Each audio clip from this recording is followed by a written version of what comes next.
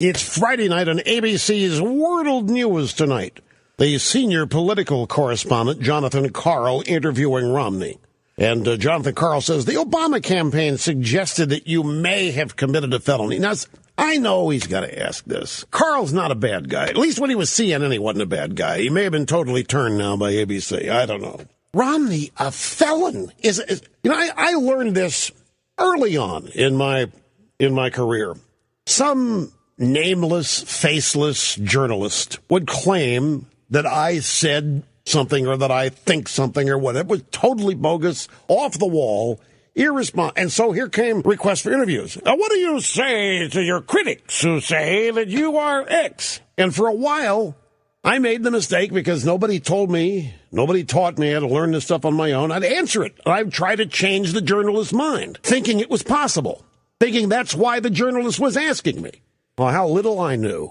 There was no changing the journalist's mind. The journalist didn't want his mind changed. The whole thing was about putting me on the spot and making me look defensive. So Limbaugh responded vigorously to the claim that he hates one-eyed mules in Alabama. Must be something to it. Limbaugh visibly upset at the charge.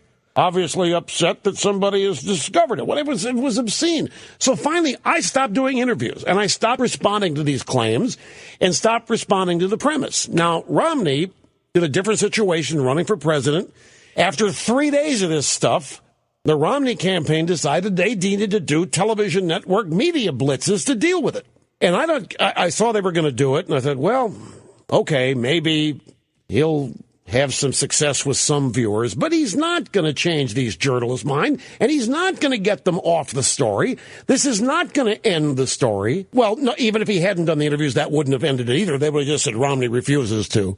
Well, must be something there, whatever. I mean, but this whole technique is never employed against the left. You know, during the Swiftboat stuff, do you know the media never interviewed the Swiftboat guys?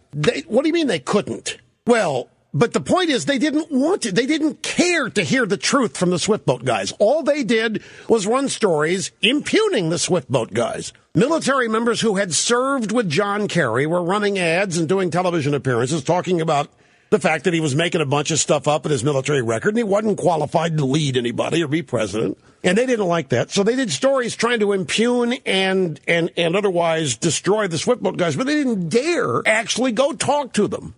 Now, 2 reasons. They weren't going to dignify these guys. They also didn't want these guys telling the truth on their air. So all they did was try to destroy them on their air.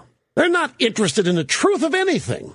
All they care about is forwarding the agenda. And so the agenda of the day, as it's come from the White House, is Romney's a felon. Okay, that's the narrative, which is a story. That's the template. That's what we're doing. So the editor calls Karl, okay, we're giving you Romney, and the whole theme is he's a felon.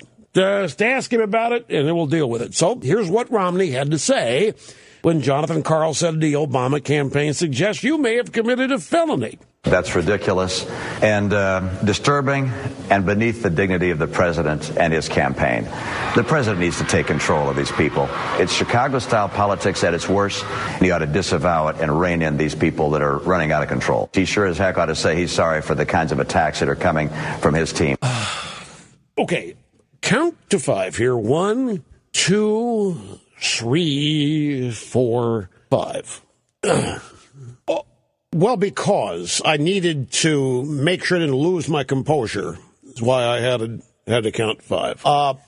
Governor Romney, it is Obama who's running the operation. Stephanie Cutter is a puppet. The words in her mouth have been put there by Obama. It's not that Obama's people are out of control. Obama, you might want to say, is the one who's out of control if that's the theme that you want to establish. But it's Obama running this show.